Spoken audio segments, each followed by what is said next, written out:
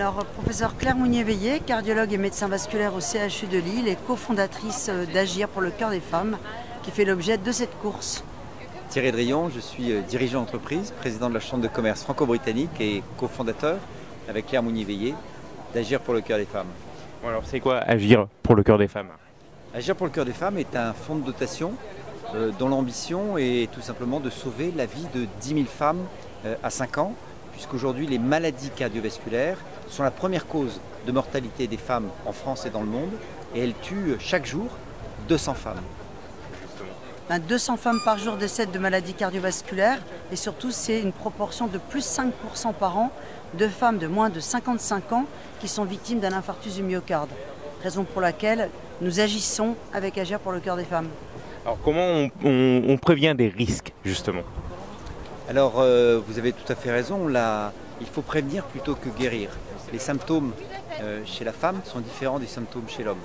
Et donc l'ambition d'Agir pour le cœur des femmes est à la fois d'informer, c'est-à-dire sensibiliser, mobiliser autour de cette urgence médicale et sociétale, d'anticiper au travers d'une prévention positive et bienveillante et d'associer l'ensemble de l'écosystème de santé, et puis agir au travers d'un certain nombre d'opérations, le bus du cœur dont vous avez certainement entendu parler, et aujourd'hui notre soutien à ce rallye des princesses.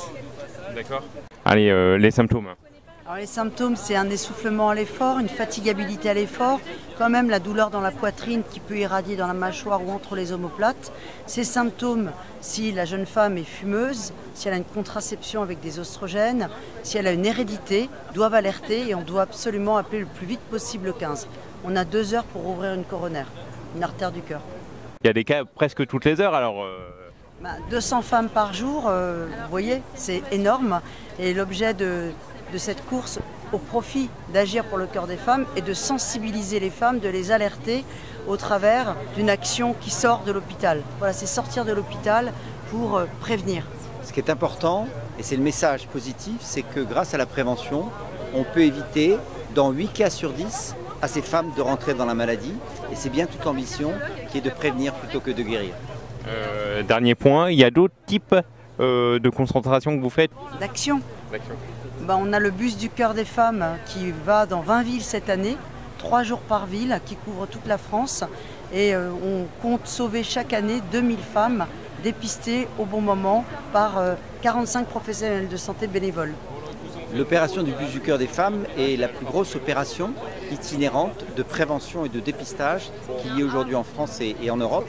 Et l'ambition, c'est de faire en sorte que cette opération devienne récurrente sur les 5 prochaines années, avec pour objectif sauver la vie de 10 000 femmes à 5 ans.